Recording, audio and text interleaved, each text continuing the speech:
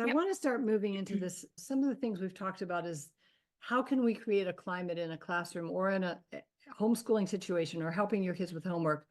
How can we override the resistance? How can we soften them so that they're earnestly, sincerely wanting to do a little bit better, so that they're engaged? And let's talk about relational safety, because it's so fundamental. We've touched on it, but I want to go a little the same as further into it. attachment when they're little, is that we are wired to feel safe around safe adults.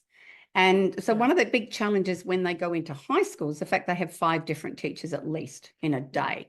So for boys to be able to adjust themselves to each of the kind of demands and requirements and expectations of different teachers, it's really hard work. Whereas girls, they just work it out. They know how to manipulate most things, don't they? So and it causes them a lot of stress. So what's okay in one class, they'll go and do it in the other class, and that's not okay, and they're being kicked out. So it's a confusing space for a lot of our boys, but what they're seeking, what we know benefits them, is when we have the teachers that create an environment. So the physical environment's really important. And I recognize that there were times that when I played the same song on entry into a classroom for the same year group, it gave a sense of predictability for the boys, particularly coming into the class. Oh, this is that class. And we're allowed to chat until she comes on in and turns the music off. So there's this beautiful set of predictability rather than the unpredictability. And if we start with a warm welcome and we start for checking in, we're all doing good. I do ridiculous dances. I do ridiculous anything to lighten the moment. And then all of them have already softened, their endorphin levels come up. I've got more dopamine to work with. And so can you see again, you don't have to turn into a performing clown, but there is a space, and we are competing with digital natives who expect to be entertained at a bottom. So it is about, and every now and then for me, I worked out that sometimes the most ratbaggy boys in the classroom were boys who've just never had a teacher who batted for them. And so sometimes that worst kid, when the first weeks, I would kneel down really quietly and say, just checking in. How you doing? Now, don't forget, if you come without, in those days, they actually still use biros. I don't think they do anymore. Or paper. Just there's some spare up the back, because that's the boy that forgets to bring his stuff because there's probably something at home going on. Yeah. And so in actual fact, I was deliberately choosing to be kind and not over the top kind. And then what happens with that? Immediately you've created a different environment. And I think it's not hard to do. You don't have to go out of your way to do it. But for the boys who are far more likely to be wired for, what's this teacher going to give me now? And the second one, 2 key tips, is that when boys muck up, please, no public admonishment. Because then it triggers the shame cycle again, which will trigger the rage and anger cycle, because our boys have been shamed from the get-go. And in adolescence, of course, it all fires up with more testosterone. That's when they'll throw a desk. That's when they'll get really wired and the aggression will come out. So we need to recognize that if there's a moment that what you're doing is not okay. I did a lot of these sorts of things, or I just make a face, and they would often go, oh, okay, rather than a shout. Great. And then I would just have a chat after class, just for a few moments. One-on-one. One-on-one. No other person can hear that. And quite often they already had worked it out, because I haven't shouted and shamed and thrown you out of class. They've already gone, no, I did muck up. But the fact that we were able to do it quietly. And then the second one sounds a bit weird, but a lot of boys say they really hate overt praise in a big public place. Sometimes you can give them a thumbs up, or you can say, oh, don't overdo it. They actually like privacy.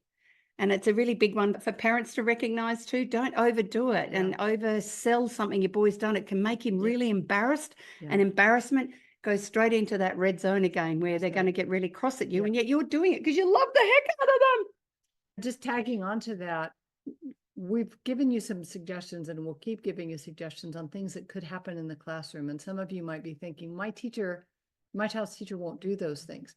So again, when you come at someone like your child's teacher with advice they haven't asked for, or tips, how to get through to Johnny, not nearly as effective as if you comment on anything she's done that you appreciate. You know what? Johnny came home the other day and he said that you very quietly just came by and he really liked it when you patted him. That teacher now doesn't feel defensive, doesn't feel that anyone's targeting her, doesn't feel like somebody's judging her for when she's so overloaded and overwhelmed, and that someone went out of their way to take a couple of minutes, send her an email or call her or whatever it was, stop by the room and say, here's what's going well. We all feel very overly aware of where we've messed up, including your children's teachers. If they're not being creating the relational safety or the sense of closeness, and they're not smiling and laughing and doing all the things that they intellectually know would be good, it's largely because it's not natural for them, or they're overloaded or overwhelmed. They don't think it'll matter. So acknowledge anything that they're doing well that your child has commented on, and that will help them feel that you're on the same side. Do you want to read this one? So one of the biggest blogs that I've got that's attached is over 8,000 words. And that one explains how we can support each other on either side. This particular 9-year-old boy has been struggling to fit into school. He seems to feel he gets into trouble. Remember, they feel they're getting into trouble when sometimes they're actually not necessarily, but they're seeing it through that lens. Other boys are doing the underhanded things like punching and trying to slap him as he goes past, which will kick his ankles, which is actually, it's that relational aggression stuff that boys often do for fun. So he's actually like really not enjoying it. And it's not easy to say, look, please don't do that. I don't like it, because then often what they'll do is laugh at you and try and do it more often. So he doesn't tell the teachers, because dobbing, of course, is really not okay. It is not the sort that will answer back. But the teacher's aware he's unhappy, and we have told her.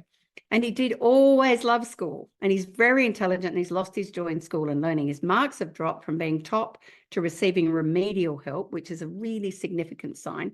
He's a very sensitive boy, takes things to heart, and so he's constantly asked him to be homeschooled. Now, one of the things, and I'm pretty sure I have a video up on my YouTube channel about the deal, and this is one where we sit down with a boy and we go, look, we can see that your grades have dropped, and we know that there are some challenges with the teacher, but we know that you're intelligent and bright enough. So how about we create a deal where we're going to support you to lift 1 or 2 of those grades up.